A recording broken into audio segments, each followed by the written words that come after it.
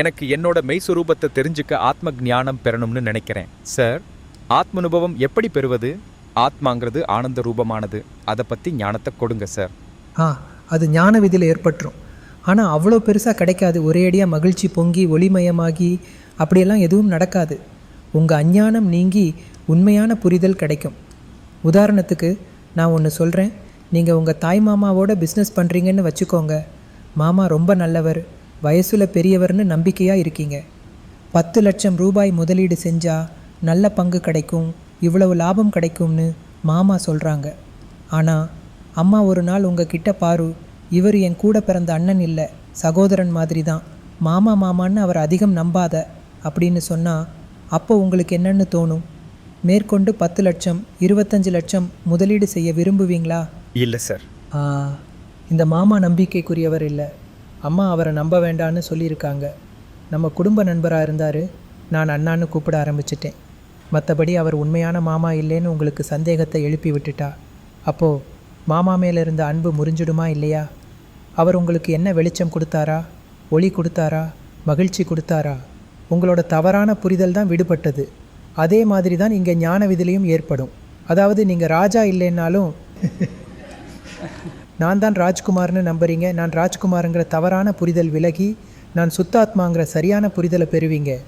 அதுக்கப்புறம் நீங்கள் 5 ஆணைகளை எவ்வளோ கடைப்பிடிக்கிறீங்களோ, சத்சங்கத்திலிருந்து சரண் விதி படிக்க படிக்க படிப்படியாக உண்மையான ஞானத்தால் உங்கள் கோபம், பெருமை, கபடம், பேராசை, பற்றுதல், வெறுப்பு எல்லாமே நீங்கி முன்னேற்றம் ஏற்படும். ஆனால் இப்போதான் விழிப்புணர்வு ஆரம்பிச்சிருக்கு. தவறான புரிதல் விடுபட்டு நான் சுத்தாத்மாங்கிற சரியான புரிதல் நிலை பெற தொடங்கும். மேற்கொண்டு நீங்கள் சத்சங்கத்தோட தொடர்பில் இருங்க. புரிஞ்சிட்டிங்களா?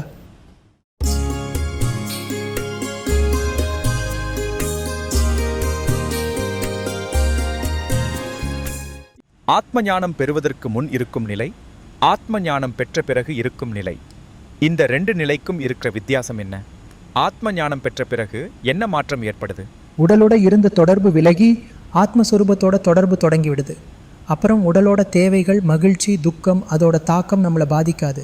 இது பக்கத்தில் இருக்கிறவரோடது, அதாவது கோவிந்தோடது, என்னோடது இல்லை, நான் சுத்த ஆத்மா அப்படின்னு நீங்கள் புரிஞ்சுப்பீங்க. அதனால இது மிகப்பெரிய மாற்றமாக இருக்கும். ஏன்னா இது நாள் வரைக்கும் உடலுக்கு என்ன நடக்குதோ அதை எனக்கு நடந்தது, நான் தான் செஞ்சேன்னு நம்புனீங்க. இப்போ நீங்கள் புரிஞ்சுப்பீங்க, கோவிந்த் வேற, வியவஸ்தித் சக்தி கோவிந்த செய்ய வைக்குது, நான் சுத்தாத்மா.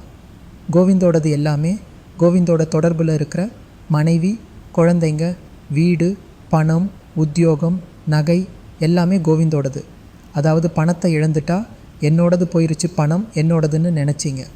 ஆனால் இப்போ புரிஞ்சுப்பீங்க, கோவிந்தோட கொடுக்கல் வாங்கல் முடிஞ்சிட்டு இருக்குது, மற்றவங்க மேலே எந்த தப்பும் இல்லைன்னு. இப்படி இந்த பிரிவினையின் விழிப்புணர்வால் அஞ்ஞானம் விலகி, விருப்பு வெறுப்பு விலகி, கோபம், பெருமை, கபடம், பேராசை நீங்கிடுது. அப்புறம் உள்ளட்சம நிலை ஏற்பட்டு சுத்தாத்மாங்கிற பேரானந்தத்தில் வாழ முடியும்.